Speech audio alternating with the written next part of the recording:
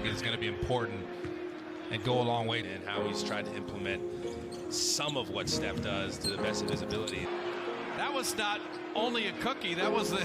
Now he's more cognizant of what he's putting in his body. Oh!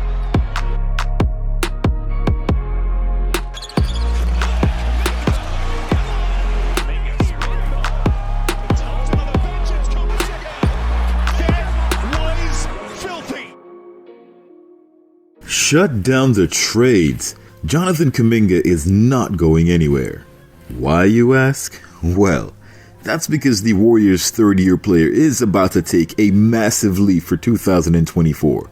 So, if you've seen Jonathan Kuminga's name in any trade, you might as well assume it is clickbait, because after what we're about to discuss, there's absolutely no way the Golden State Warriors are going to trade Jonathan Kuminga.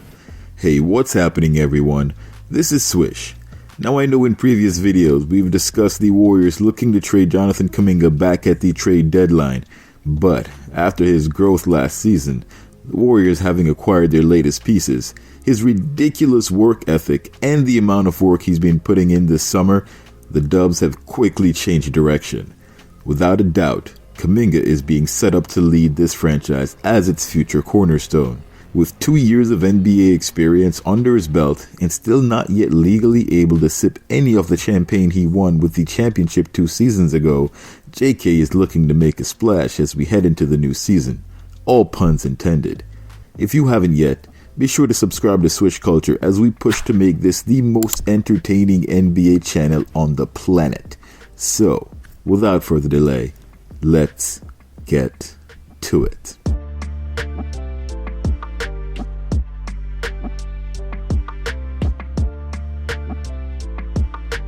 So I know you guys had to have seen the incredible amount of videos coming out about JK all summer long. It has been the summer of Jonathan Kuminga, and rightfully so. First up, the kid is pretty young. Still only 20 years old after finishing his second year in the league and already coming into his own. His first year saw some tough stretches as he faced a number of obstacles as he tried to mesh with the team and at the same time be who he is as a player. What a lot of people don't realize is that for a lottery pick to come into the league and play as a role player, that is, to be just as good as a seasoned veteran at just one or two particular skill sets is quite difficult in general. To do that on a team known as the modern dynasty of NBA basketball, a team with championship aspirations year in and year out, is a rather tall task and a tall ask for a rookie. While we complain that Steve Kerr isn't giving these guys minutes, the management knows they have to take the good with the bad. Simply put, championship aspirations means less effort on player development, so it's not entirely Kerr's fault. The problem is, if Kuminga stays in such a limited role, and doesn't get enough minutes to be comfortable on the court to dominate as the number one option, how is he supposed to realize his true potential? So you see, the deck is stacked against Kuminga. Drafted into an ideal situation in that the Warriors up to that point where they drafted him had one of the best player development teams in the league, but with the team looking to win, his development would foreseeably lag behind his peers. He would play behind Draymond, a player that's not going anywhere anytime soon, so opportunities for a permanent spot in the starting lineup aren't guaranteed. Despite all this, we still have some incredible development news to report for Jonathan Kuminga. After finishing up his first year, Stephen A. Smith made some inflammatory statements towards Kuminga, saying his head wasn't in the right place and that he may have trouble developing into the player the Warriors were hoping he'd be.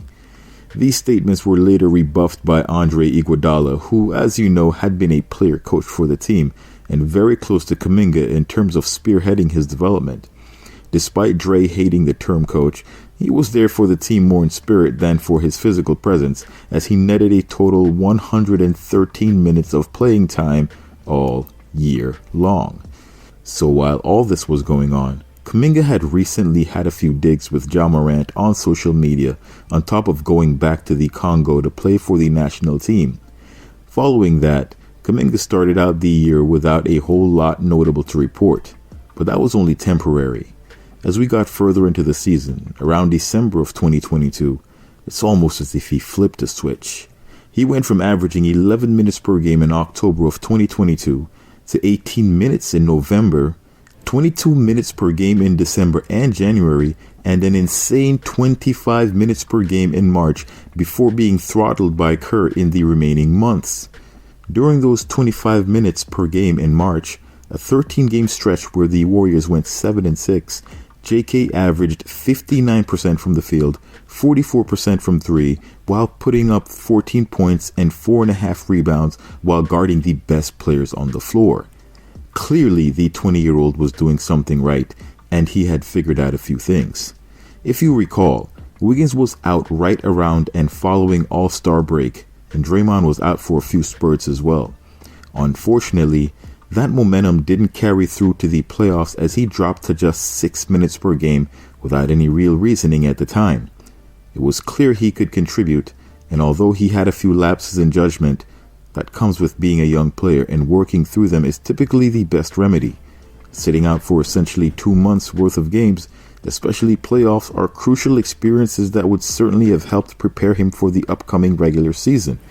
Honestly, for a player with such a high ceiling, it is the responsibility of the Warriors to ensure he reaches his full potential. So despite finishing the year on a less than stellar note, Kuminga could have just pouted and gone home and waited to be traded like the rest of the young squad was. But instead, he took it to the chin like a man. Jonathan Kuminga showed us exactly what Jordan Poole did prior to his breakout year. An insatiable appetite for greatness led to intense workouts, which led to an even more intense desire to be great. While it was bittersweet for Poole, we're certainly hoping that in Kuminga's case, the team chemistry doesn't suffer because of it. Because Poole didn't just get good. He got really good. So good, he was mocked as top 5 in NBA redrafts. Kuminga, being drafted 7th overall, still has the potential to be the best in his draft class, and his workouts this summer shows that he's taking no days off. He's working on his athleticism, rolling to and finishing above the rim, and working on his shooting, which looks great by the way, as he easily hit 5 in a row from distance. One of the major developments last year was that Kawhi-esque mid-range he seemed to be developing, and for a player who you'd like to see go to work in the post, this could be the perfect complement to his game. After this, JK showed up at J Crossover's Pro-Am alongside Gary Payton II and dropped 60 points on fringe NBA and overseas players. While it's not the NBA, he is clearly capable of scoring the basketball at a high level. This was the same crossover that Poole went to a couple of years ago and dropped 36 right before his breakout. But that's not even the biggest part of the summer of Kuminga, as he's actually already working out with Chris Paul. There's a lot of excitement for us. He connects a lot of lineups for us in terms of being able to help some of the young guys figure out what it means to play winning basketball and be in the right spots. I've already seen him playing pickup with him, him helping JK, just how to help run the pick and roll, where to be at, giving him confidence in those type of scenarios. The two are likely to be working together in the second unit sets, and JK is probably the best partner out there for CP3. The thought of watching Kuminga playing a more prominent role alongside Chris Paul, the fact that he'll be more effective and in turn get more minutes, is tantalizing. All the progress Kuminga's made, the hard work that he's put in, we have just about 2 months to go before we get to see him in action. I wouldn't expect to see him at the top of his game out the gate, but once he gets going, I'm expecting a lot from him in the third season.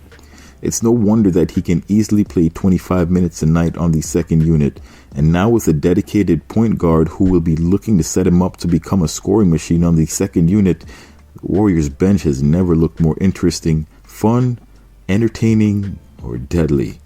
What started off a bit weird and awkward with the Warriors signing Chris Paul is starting to seem like it may turn into more Lob City 2.0. This could easily be the most dominant second unit the Warriors have had in recent years and the most dominant bench in the entire NBA. I honestly can't think of a better bench at the moment, so if any of you guys can, please post it in the comment section below. What should Kerr give Kuminga for minutes in year 3?